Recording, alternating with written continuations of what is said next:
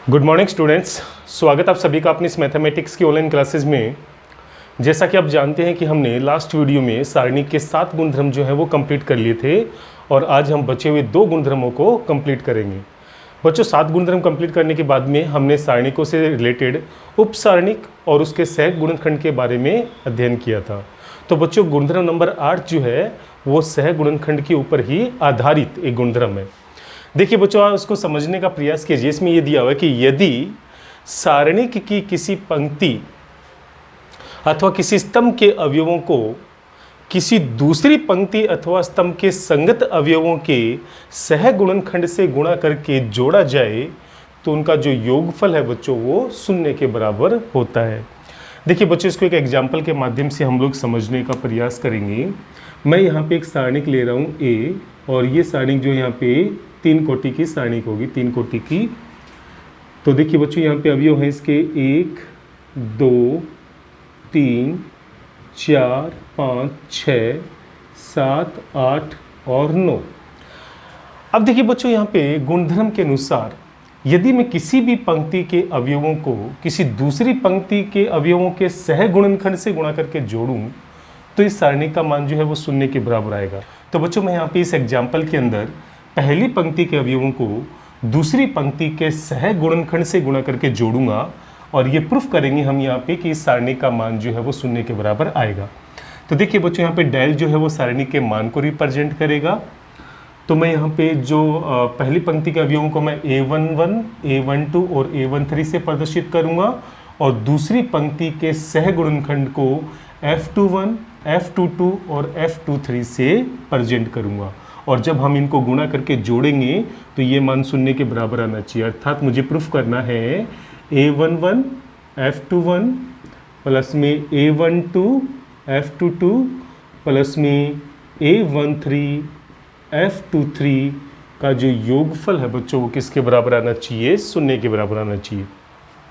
जहाँ पे a11 का मान 1 हो गया, a12 का मान 2 हो गया, a13 का जो मान है बच्चों वो यहाँ पर 3 हो गया।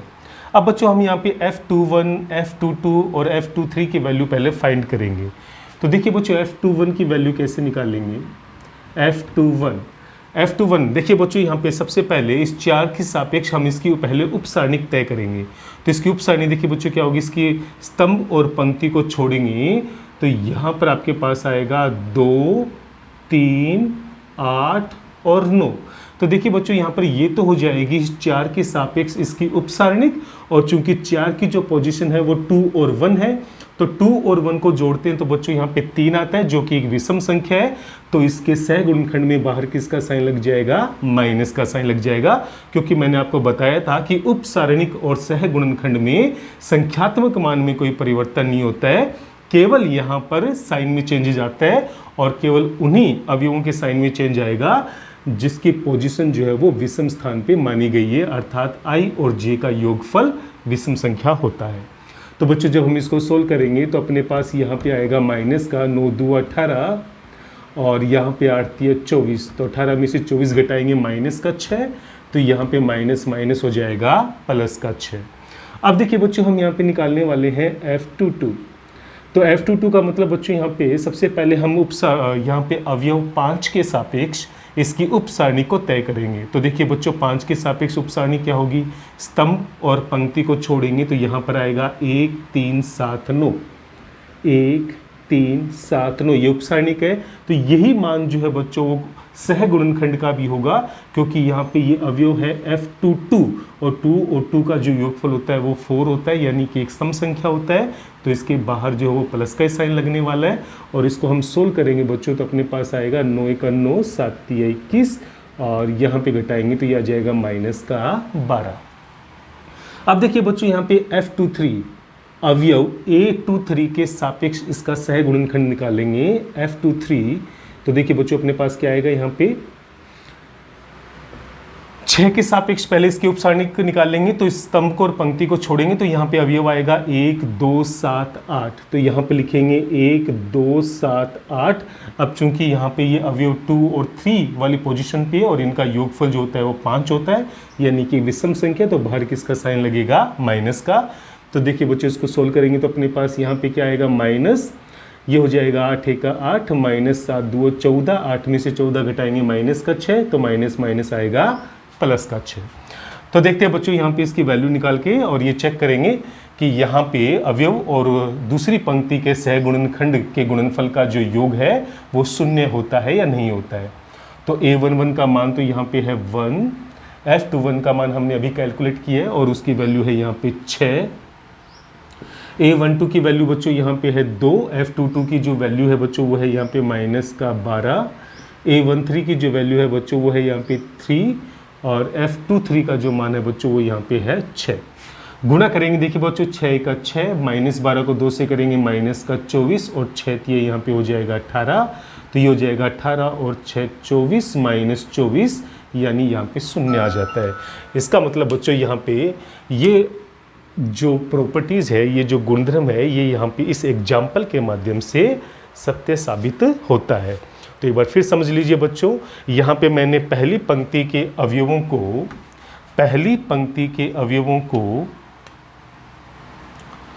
दूसरी पंक्ति के अवयवों के सहगुणनखंड से गुणा करके जोड़ा है, और जोड़ने के बाद यहाँ पे मुझे प्राप्त हुआ है 0। तो बच्चों ये गुणधर्म भी यही कहता था कि अगर आप किसी भी पंक्ति के अवयवों को किसी दूसरी पंक्ति का, मतलब यहाँ पे दूसरी पंक्ति या फिर तीसरी पंक्ति दोनों से हो सकता है, इन दोनों के ही सहगुणनखंड से गुणा करके अगर जोड़ेंगे तो सारणिक का मान जो है वो शून्य के बराबर आएगा। और बच्चों ये पंक्ति के ऊपर भी लागू होता है, तो ये स्तंभ के ऊपर भी एज इट इज लागू होगा। यदि किसी स्तंभ के अवयवों को किसी दूसरे स्तंभ के अवयवों के सहगुणनखंड से गुणा करके जोड़ेंगे तब भी यहाँ पे सारणिक का मान जो है वो शून्य के बराबर ही होगा। तो बच्चों इस एग्जाम्पल से हमने इस गुणधर्म को प्रूफ कर दिया। अब देखिए बच्चों यहाँ पे जो नेक्स्ट गुणधर्म है वो यहाँ पे क्या कहना चाह रहा है। नेक्स्ट गुणधर्म बच्चों यहाँ पे कहना चाह रहा है कि यदि किसी सारणिक में चर x निहित है तथा x बराबर a रखने पर सारणिक का मान शून्य हो जाता है, तो x माइनस a उसका एक गुणनखंड होगा। तो देखिए बच्चों यहाँ पे x माइनस a जो है उस सारणिक का एक गुणनखंड होगा। इसको भी बच्चों हम एक एग्जाम्पल से समझने का प्रयास करते हैं। एक बार फिर से समझ लीजिए बच्चों, यहाँ पे क्या कहना चाह रहा है कि यदि किसी सारणिक में चर x निहित है, तो देखिए बच्चों हम यहाँ पे एक एग्जाम्पल लेंगे। हम यहाँ पे एक सारणिक यहाँ पे एज्यूम करेंगे जिसमें पहली पंक्ति के अवयव मैंने ले लिए 1x² दूसरी पंक्ति का अवयव है 1a और a², और तीसरी पंक्ति के अवयव है 1b और b²। अब देखिए बच्चों यहाँ पे अगर मैं पहली पंक्ति में x बराबर a लेके चलता हूँ, तो आप गौर से समझिए बच्चों, अगर मैं पहली पंक्ति में x के स्थान पर a लेता हूँ तो पहली पंक्ति और दूसरी पंक्ति के अवयव जो हैं वो समान हो जाएंगे। और हमने गुणधर्म पढ़ा था कि यदि किसी सारणी में कोई भी दो पंक्तियाँ सर्वसम हो, यानी पूरी तरह से समान हो, तो सारणी का मान जो है वो 0 के बराबर होता है। यानी कि इस सारणी में x बराबर a रखने पर मुझे सारणी का मान, डेल को मैं किससे प्रदर्शित कर रहा हूँ, डेल का मतलब यहाँ पे होता है सारणी के मान से, तो सारणी का मान जो है वो शून्य प्राप्त होता है, शून्य प्राप्त होता है। अतः इस केस में जब हम इसका प्रसार करेंगे तो लास्ट में जो फाइनल आंसर आएगा वहाँ पे x माइनस a इसका एक गुणनखंड होगा, इसका एक गुणनखंड होगा। इसी प्रकार बच्चों अगर मैं यहाँ पर x बराबर b रखता हूँ, अगर मैं इसी सारणिक में x के स्थान पे b रखता हूँ, तो आप देखेंगे कि x बराबर b रखने पर पहली पंक्ति और तीसरी पंक्ति के अवयव जो हैं वो समान हो जाएंगे। तो वही गुणधर्म यहाँ पे वापस लगेगा।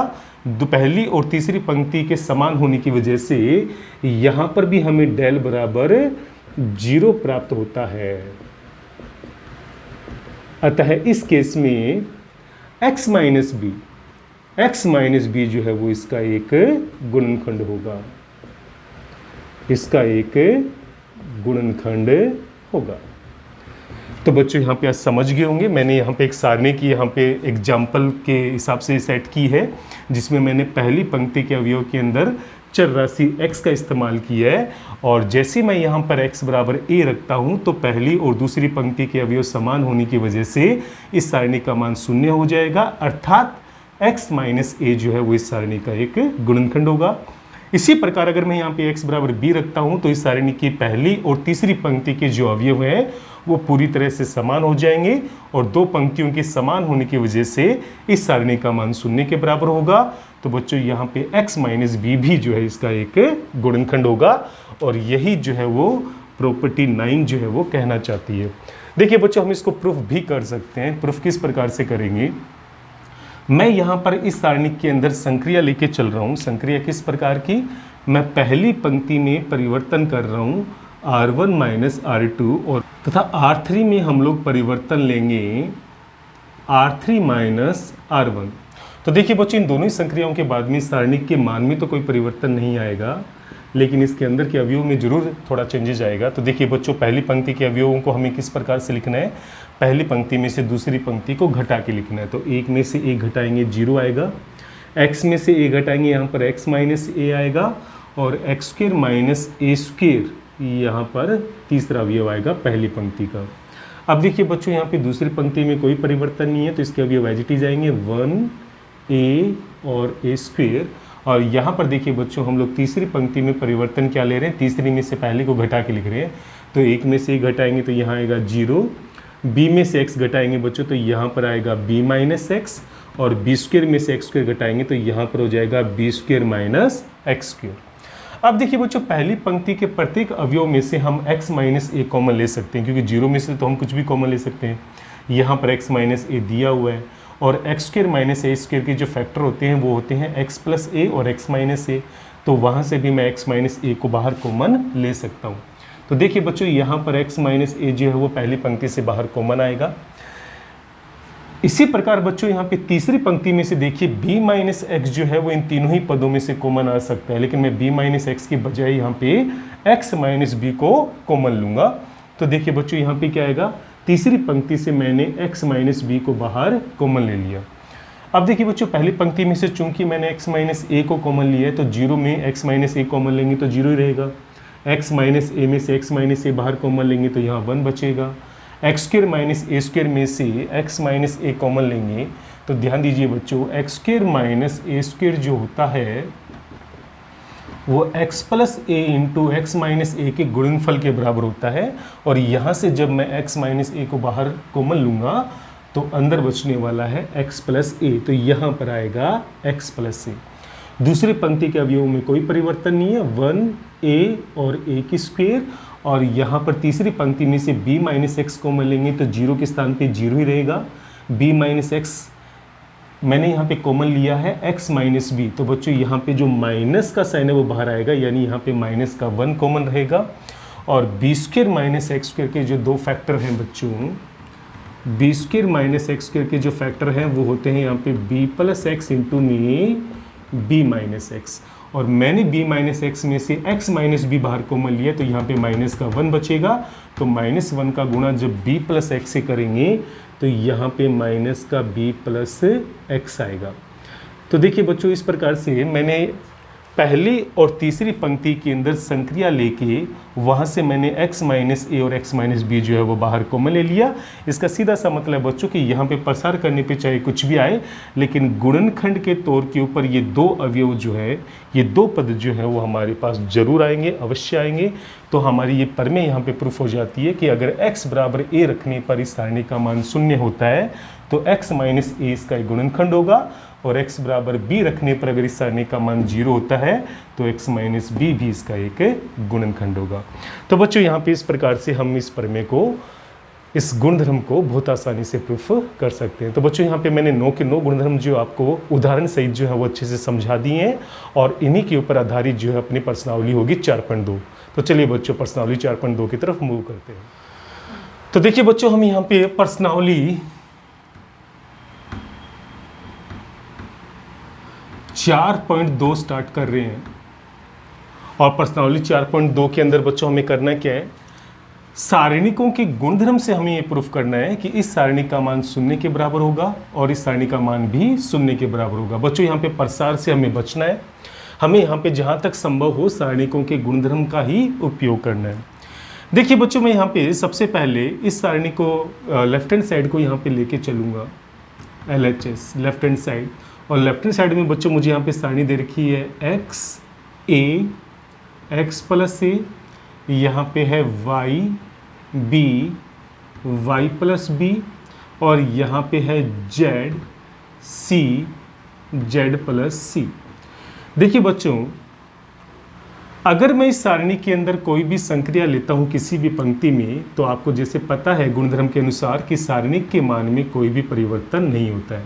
तो बच्चों मैं यहाँ पे चाहे कोई भी पंक्ति में संक्रिया लो या फिर किसी स्तंभ में संक्रिया लो, सारणी के मान में कोई भी परिवर्तन नहीं होगा। अगर यहाँ पे मैं सारणी को डेल से रिप्रेजेंट करता हूँ सारणी के मान को, देखिए बच्चों मैं यहाँ पे सारणी में संक्रिया ले रहा हूँ पहली स्तंभ में, इस बार मैं स्तंभों में संक्रिया लगा रहा हूँ। तो पहले स्तंभ में संक्रिया ये है कि पहले स्तंभ को दूसरे स्तंभ के अंदर जोड़ के लिखना है। तो बच्चों यहाँ पे संक्रिया है C1 tends to C1 plus C2, यानी कि पहले स्तंभ के अंदर परिवर्तन लेना है, और परिवर्तन किस प्रकार का होगा कि पहले और दूसरे स्तंभ को जोड़ के लिखना है।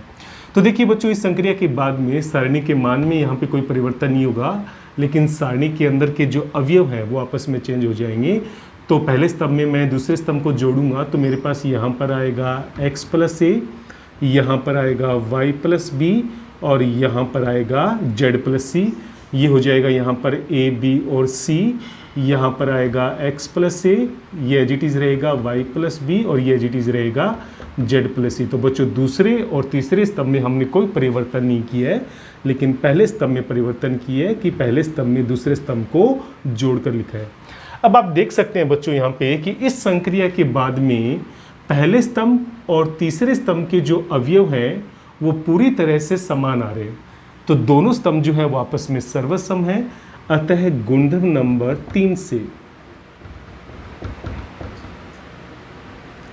अतः गुणधर्म 3 से, तो बच्चों 3 नंबर जो गुणधर्म हमने पढ़ा था वो क्या कहता है कि यदि किसी सारणी में कोई भी दो पंक्ति या दो स्तंभ के अवयव सर्वसम हो तो सारणी का मान 0 के बराबर होता है। तो अतः गुणधर्म नंबर 3 से इस सारणी का जो मान है वो किसके बराबर होगा? 3 के बराबर होगा। क्यों? क्योंकि यहाँ पे पहली और तीसरे स्तंभ के जो अवयव हैं वो पूरी तरह से समान है। अब देखिए बच्चों, हम यहाँ पे क्वेश्चन नंबर 2 को सोल्व करेंगे और यहाँ पर भी मैं लेफ्ट हैंड साइड को ही पहले लेके चलूँगा और लेफ्ट हैंड साइड में डेल बराबर जो मुझे सारणी दी गई है वो है यहाँ पर a minus B, B minus C, C minus A, यहाँ पर है b minus C, C minus A और a माइनस बी, यहाँ पर है c minus A, a minus B और b माइनस सी। अब देखिए बच्चों, यहाँ पर भी मैं सबसे पहले संक्रिया क्या लेने जा रहा हूँ, मैं पहली पंक्ति में चेंज ले रहा हूँ कि पहली पंक्ति में क्या चेंजेस लूँगा, R1 plus R2 plus R3, यानी पहली पंक्ति में चेंज ये होगा कि आपको तीनों ही पंक्ति को जोड़ के पहली पंक्ति के अंदर उनके अवयवों को लिखना है। तो देखिए बच्चों, सारणी के मान में इस संक्रिया के बाद कोई परिवर्तन नहीं होगा, लेकिन इसके अवयवों में जरूर चेंजेस आएगा। तो जब मैं यहाँ पे तीनों ही पंक्ति के अवयवों को जोड़ूंगा तो आप देखेंगे a माइनस बी में जोड़ूंगा b माइनस सी प्लस सी माइनस ए, तो इन तीनों का जो योगफल है बच्चों वो क्या होगा, देखिए a से a कैंसिल होगा, b से b कैंसिल होगा, c से c कैंसिल होगा, यानी ये सारे अवयव आपस में कैंसिल होकर यहाँ पर आएंगे 0। इसी प्रकार जब इन तीनों को जोड़ेंगे बच्चों तो यहाँ पर भी आपके पास आएगा 0 और सेम इसी प्रकार जब आप इन तीनों अवयवों को जोड़ेंगे तो यहाँ पर भी आएगा 0। अब देखिए बच्चों, दूसरी पंक्ति में हमने कोई चेंज नहीं किया तो यहाँ पर आएगा b माइनस सी, यहाँ पर आएगा c माइनस ए और ये हो जाएगा यहाँ पर a माइनस बी, और तीसरी पंक्ति में कोई भी चेंजेज नहीं है तो यहाँ पर आएगा c माइनस ए, ये हो जाएगा a माइनस बी और यहाँ पर आएगा b माइनस सी। तो आप देख सकते हैं बच्चों, यहाँ पर इस संक्रिया के बाद में पहली पंक्ति के सभी अवयव जो हैं वो 0 हो चुके हैं। तो बच्चों, यहाँ पे संक्रिया के बावजूद भी सारणी के मान में कोई परिवर्तन होता नहीं है, और चूंकि संक्रिया के बाद में पहली पंक्ति के सभी अवयव 0 हो चुके हैं तो बच्चों एक गुणधर्म और जो कि आपकी बुक में नहीं दिया हुआ है, लेकिन आप इसको यहाँ पे गुणधर्म नंबर 10 लगा के लिख सकते हो कि यदि किसी सारणी में किसी पंक्ति या स्तंभ के समस्त अवयव 0 हो जाए तो उस सारणी का मान भी 0 के बराबर होता है।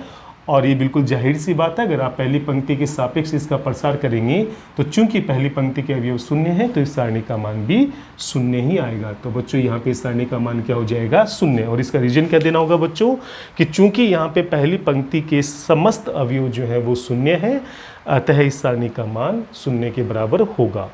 तो बच्चों हमें इसका प्रसार करके दिखाने की आवश्यकता नहीं है, गुणधर्म से हम लोग ये दोनों ही क्वेश्चन जो है वो प्रूफ कर सकते हैं। अब बच्चों बढ़ते हैं हम लोग कुछ आगे के क्वेश्चन को सोल्व करेंगे। अब देखिए बच्चों, सवाल नंबर 3 में भी मुझे इस सारणी के बराबर में 0 प्रूफ करना है। तो बच्चों हम इसका प्रसार करके भी कर सकते थे 0 प्रूफ, लेकिन मुझे यहाँ पे प्रसार से बचना है, मुझे केवल यहाँ पे गुणधर्म जो है वही अप्लाई करने हैं। तो बच्चों इसको प्रूफ करने के लिए भी मैं यहाँ पे कौन सी साइड लेके चलूँगा, लेफ्ट हैंड साइड। और लेफ्ट हैंड साइड में सारणी के मान को मैं डेल से रिप्रेजेंट करूँगा।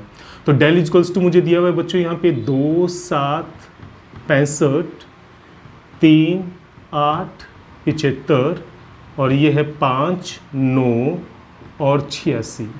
अब देखिए बच्चों, मैं यहाँ पे संक्रिया अप्लाई करूँगा इस सारणी के अंदर। संक्रिया तीसरे स्तंभ में होगी और तीसरे स्तंभ के अंदर मैं कौन सी संक्रिया अप्लाई करने वाला हूँ, किस प्रकार की संक्रिया अप्लाई करूँगा। तीसरे स्तंभ के अवयवों में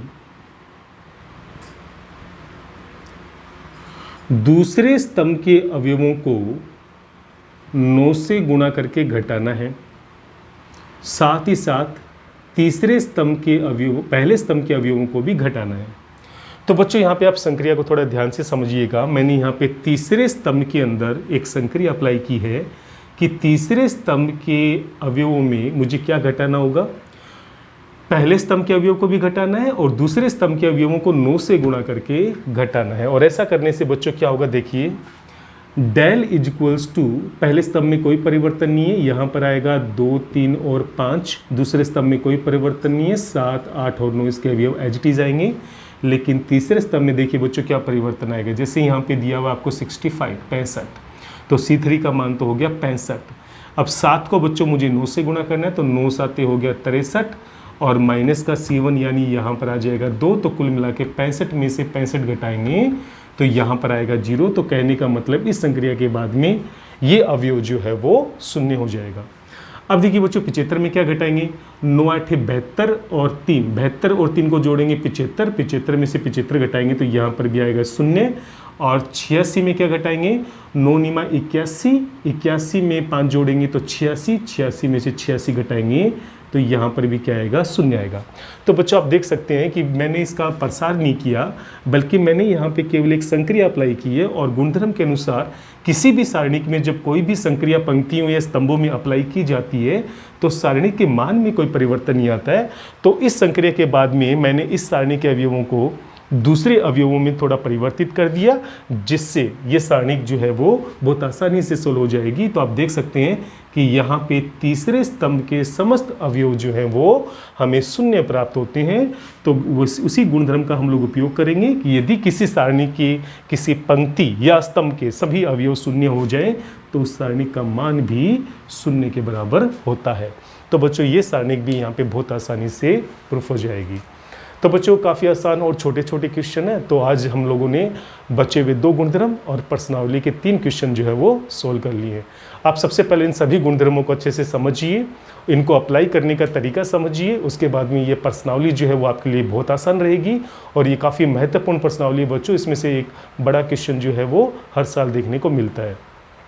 तो बच्चों आज के लिए हम लोग इतना ही करेंगे। किसी भी प्रकार का कोई भी डाउट हो तो ज़रूर पूछिएगा। तब तक के लिए जय हिंद, जय भारत।